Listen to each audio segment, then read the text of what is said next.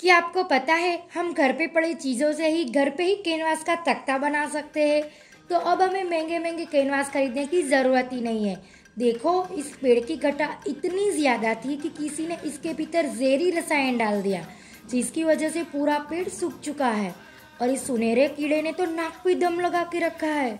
इस गुलाबी पत्ते को तो खाना बना दिया है, मतलब पूरे गुलाबी पेड़ को तहस नहस करके खराब कर दिया है। तो चलो आज इस सूखे पेड़ की छाल और जंतु द्वारा तहस नहस किए खराब पत्ते से हम कुछ कला करते हैं। और इस कला को देखने से पहले स्वागत है आपका मेरी इस कलाकारी ज्वेलरिया की हस्त कौशलशाला में। और जिन लोगों ने अभी तक सब्सक्राइब ना किया हो जल्दी से सब्सक्राइब करें और पसंद करने वाली घंटी दबाएं। तो चलो पहले हम कैनवास का तख्ता बनाते हैं। और इसे बनाने के लिए मैं ले आई ढेर सारी पतली पतली लकड़ियाँ, साथ में ले आई इजाग्रस्त इंसान को पहनाने वाले कपड़े। आप कोई भी बारीक कपड़ा भी इस्तेमाल कर सकते हो। पहले मैंने पतली पतली लकड़ियों को प्रमाणित किया ताकि दूसरी लकड़ी इसके साथ जुड़ सके। एक त्रिकोण आकार में रेखा बनाई और मजबूत चाकू से कुल 4 लकड़ियों को अच्छे से काट दिया। एक लकड़ी दूसरी लकड़ी के साथ जुड़ जाए इस तरह काटने के लिए मैंने चारों लकड़ी को जोड़ के गोंद वाली कागज चिपका दी। चौथा मतलब कठोटा तैयार कर लिया।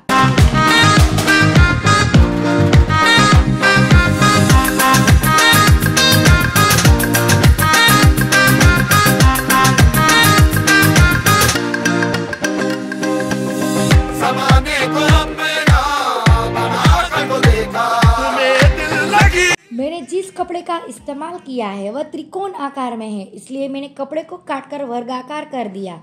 अब इस वर्गाकार कपड़े को बिछाकर इसके ऊपर कठेते को रखा और लोहे की कील की सहायता से पूरे कठेते के साथ कपड़े को मजबूती से जोड़ दिया। तब तक आप यह बता सकते हो कि भारत में सबसे महंगी लकड़ी कौन सी है?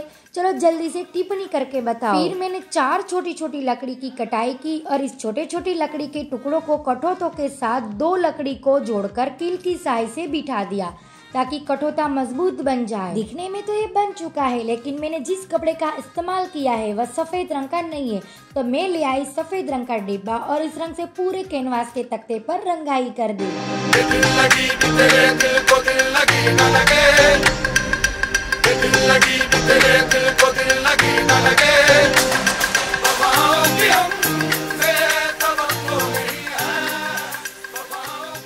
अब हमारा कैनवास तख्ता बनके तैयार है। देखो, इस पेड़ की घटा 3 मंजिला से भी ऊंची थी, लेकिन किसी ने इस पेड़ की घटा को खत्म करने के लिए किसी रसायन को डाल के पूरा पेड़ ही सुखा दिया। मतलब यह पेड़ अब कभी भी नहीं उगेगा। पूरा पेड़ पूरी तरह से खराब हो गया है। मैंने 2 दिन इस पेड़ पर निरीक्षण किया तो मुझे यह सूखे छाले दिखे। तुरंत मुझे अपने दिमाग में कुछ सुझाव मिलता है। मैंने कुछ छाले को पेड़ से उखेड़ दिया तो यह कुछ इस तरह से दिख रहे हैं। और यह है सुनहरे रंग का ऐसा कीड़ा जिसने मेरे बाग में तहस नहस करके रखा है।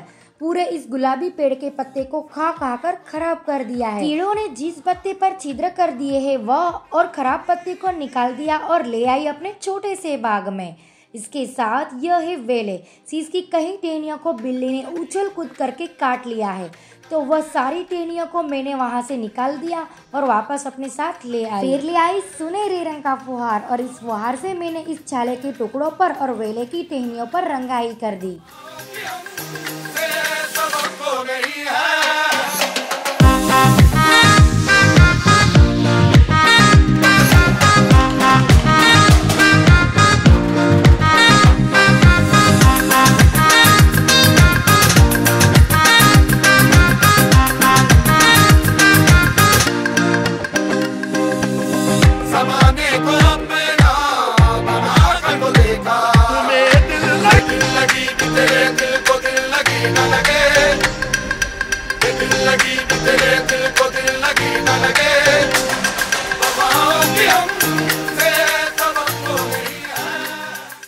कैनवास तख्ते पर सफेद रंग की रंगाई करने के बाद मैंने इसे सूखने के लिए छोड़ दिया था। जब ये सफेद रंग सूख गया तब मैंने गोंद वाली बंदूक की सहायता से पेड़ की छालों को एक एक करके तख्ते पर चिपका दिया। तब तक आप जल्दी से सुनहरी सुनहरी टिप्पणी करके पसंद करने वाली घंटी दबा दो। जब मैंने कैनवास तख्ता बनाया था तब मैंने एक नहीं कुल 4 तख्ते बनाए थे। तब मैंने बाकी के 3 तख्तों पर काले रंग के फुहार से रंगाई कर दी थी, क्योंकि मुझे लगता है ये सफेद कैनवास तख्ते से ज्यादा ये काले रंग के कैनवास तख्ता ज्यादा सही लगेगा। फिर मैंने सुनहरे रंग से वही बेले की टहनियों को एक एक करके इस काले तख्ते पर गोंद से चिपका दिया।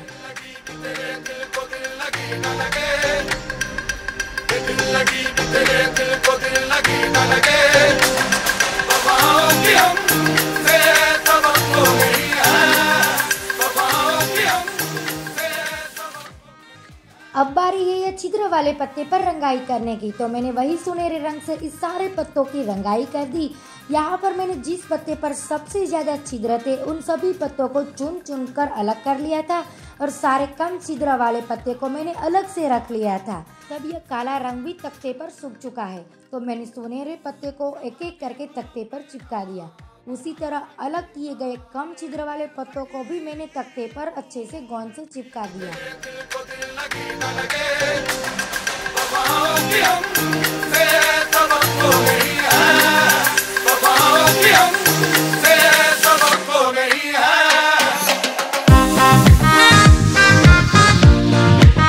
अब यह चारों तख्ते कुछ इस तरह से दिख रहा है। तो ये तख्तों मैंने मेरे बाकी दीवारों के लिए बनाया था। मैंने टूटे और सड़े पत्ते, टहनियाँ और सूखे पेड़ की छाल से इसे बेहतरीन तख्ता तैयार कर लिया है।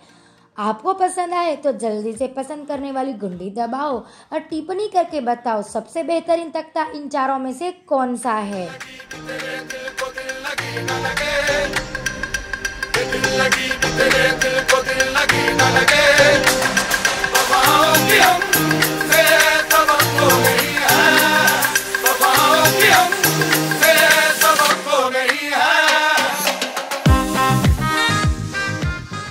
मेरे स्नानघर का यह शीशा चूर चूर हो गया था। टूटे और चूर चूर शीशे को देखकर मेरी आत्मा भी चूर चूर हो जाती है। तो मैंने उठाई कुल्हाड़ी को और टूटे शीशे पर तब तक प्रहार किया जब तक शीशे के छोटे छोटे टुकड़े ना हो जाए।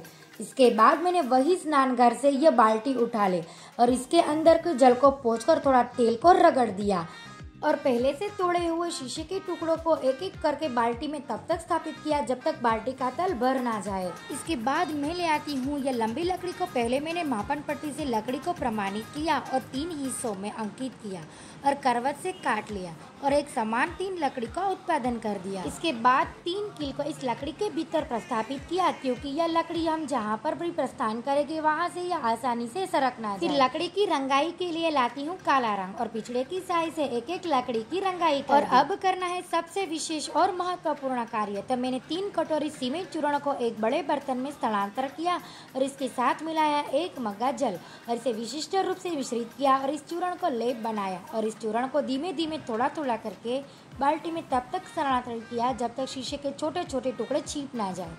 और अभी तक आपने पसंद करने वाली गुंडी ना दबाई हो तो जल्दी से पसंद करने वाली गुंडी दबाओ।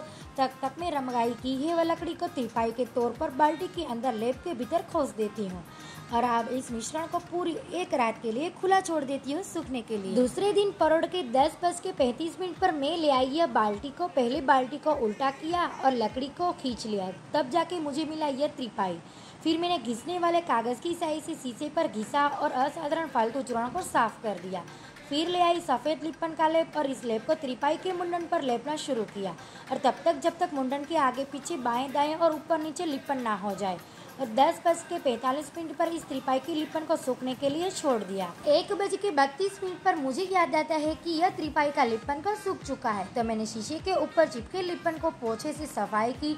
फिर ले आई कागज को और इस कागज की सहाय से शीशे के भीतर चिपकी लिपन को पचूत किया और फिर से पोछे से शीशों को भी सफाई कर दी और अब जो बना है वो हमारा शीशे वाला तिरपाई है। तो ये तिरपाई मेरे बाग के लिए उत्तम है। क्या आपको पसंद आया तो जल्दी से पसंद करने वाली कुंडी दबाओ और टिप्पणी कक्ष में बहुत सारे सफेद दिल को बरसा दो। तो आप भी इस तरह टूटे हुए शीशे को दोबारा इस्तेमाल कर सकते हो और टिप्पणी करके यह बताओ कि आप यह चलचित्रण किस शहर से देख रहे हो।